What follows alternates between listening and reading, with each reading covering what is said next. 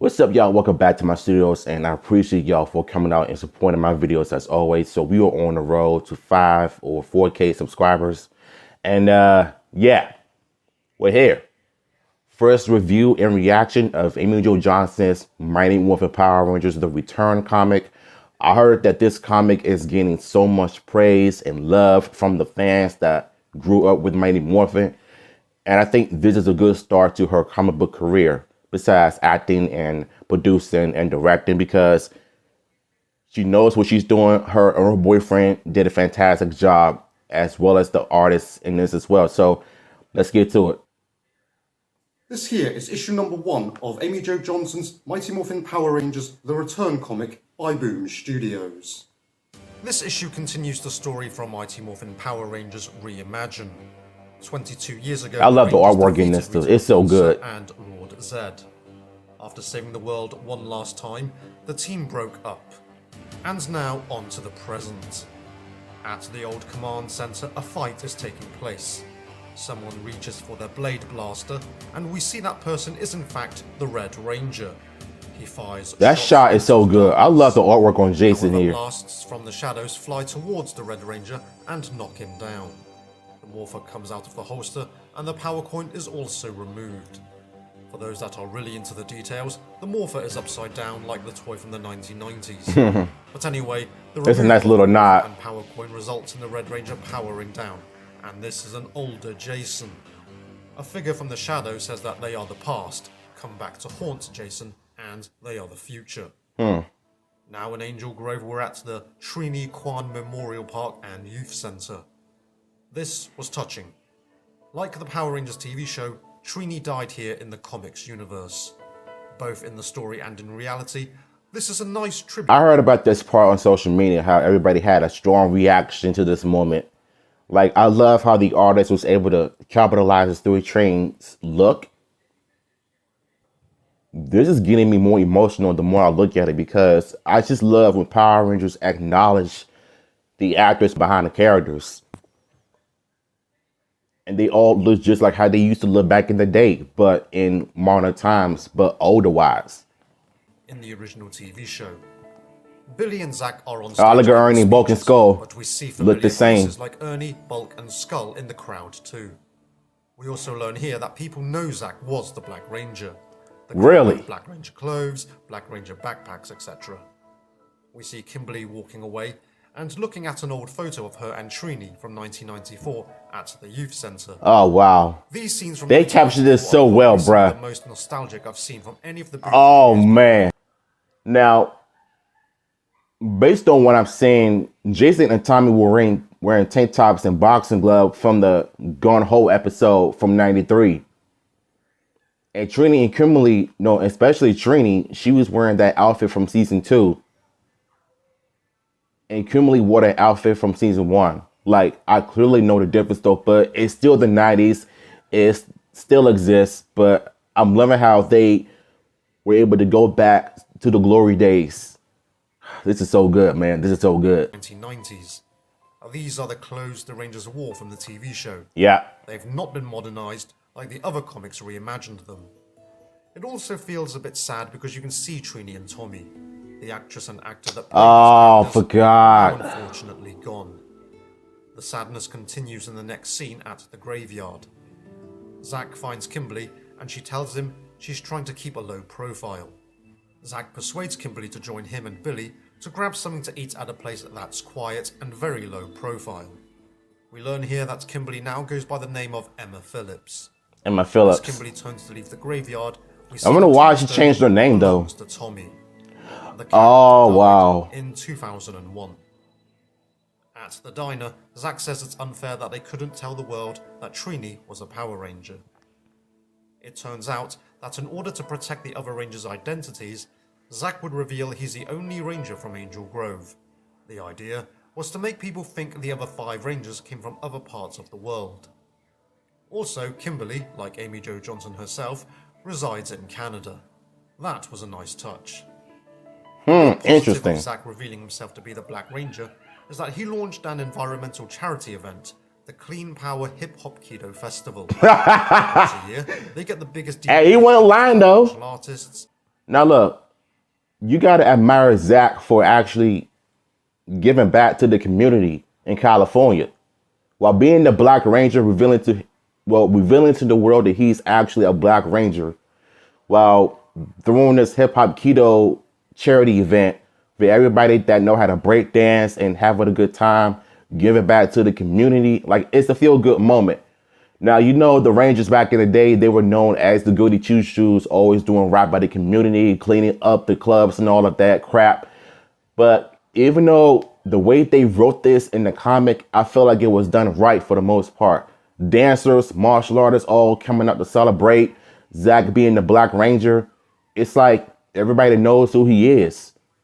It really good to show you that you don't really have to hide your secret identities, even though the Rangers wore the same colors as they suits every other day in every episode. Clean energy. Billy is running a telecom company, but it actually exists to fund a secret project. He combined some of Alpha's remains with some of the Rangers' old technology. Oh man. To mass produce the means for safe teleportation. An example for its use could be to teleport diseased cells out of a sick person. Wow. It is hinted Trini passed away from a disease. Anyway, Billy... So they didn't acknowledge the fact that she died in a car crash? I can respect that. It's like certain things just need to be kept out, but adding your own elements to it, I like that. His PowerPoint to generate the clean energy for his charity event. When Kimberly asks if Jason knows about this, Zach and Billy tell her that Jason was working as a firefighter when a few years ago... so he got help from Carter Grayson. Deaths.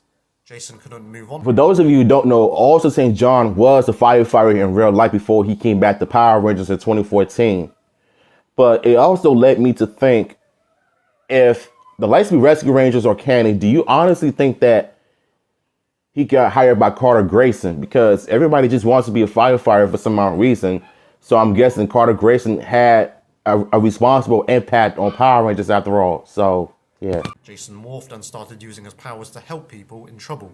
Oh, I love this open shot right here. This is so good. The colors of it, it pops. He asked Zach and Billy to stop using the Morphin grid because he wanted all the power to remain permanently morphed. Billy discovered that someone else was using the grid besides the three of them. They didn't know who it was and assumed it was Kimberly. Jason and whoever was using the grid stopped in the previous week.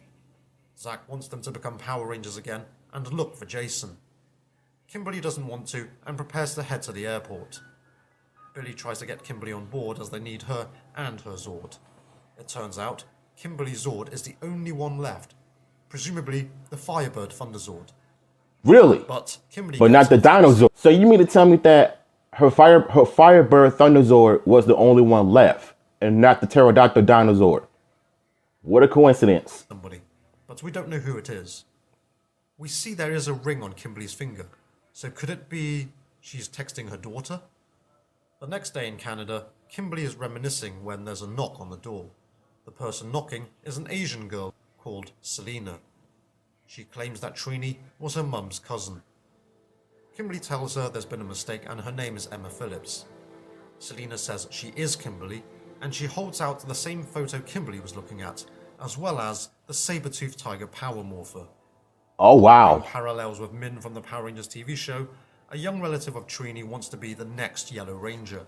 This is a good issue. Like, I really like what they're doing here, though. Like, they're paying a tribute to Once and Always. Like, even though Once and Always is a good special, but I feel like the comics are leading up to those moments where Trini's cousin could become the new Yellow Ranger. And Emma Phillips, I feel like only reason why Kimberly changed her name is because she want to move on from the Power Rangers and move to Canada, where she becomes a native and changes her name legally. But I like the fact that how Zach was able to keep the spirit going after everything they went through, I think 20 years ago when the Rangers defeated Lord Zan and them. But Trini and Tommy died in 2001, which is interesting because Dewey Train did die in that actual year. Jason David Frank actually died in 2022. So if Trini died in 2001, so did Tommy in the comics. I'm just getting my mind all confused and shit though. But you know what? Amy Jo Johnson's done a fantastic job on this issue, and I'm really, really liking what I'm seeing, and I'm really looking forward to the next issue.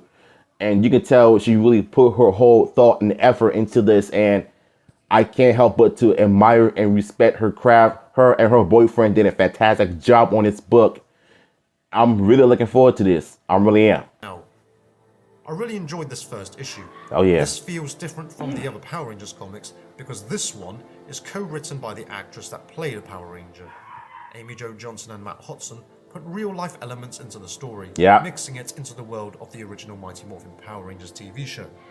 We get this reimagined story of Power Rangers, although it does share similarities with the Once and Always special. The images depicting the early 90s were quite moving. Childhood memories came back to me, but also there's a sadness knowing that two of the Rangers in real life have passed on. I will of course be sticking with the story and hoping that there will be a good ending for the surviving Power. It really goes to show you that Mighty Morphin does sell a lot, and it shows. I want more. I want more. You know what I'm saying? Not just for the book, but for the franchise as well. Even though I appreciate other franchises like Time Force, Ninja Storm, SPD, Dino Fury, Cosmic Fury, Dino Charge. But honestly, if the genre of the N-Torso project is going to be about Mighty Morphin once again, I would want it to be just like how it is. How it is in the comics, mature, dark, and just be about Mighty Morphin, but Power Ranger style, but with martial arts. So yeah, I'm gonna make a video on that on some other time. Trust me, I got other things coming in the future, y'all. So make sure you be on the lookout. Shout out to the content creator and shout out to Amy Jo Johnson and them for this outstanding first issue. And I'm looking forward to this. What y'all thoughts on this? Link to the original video will be down below.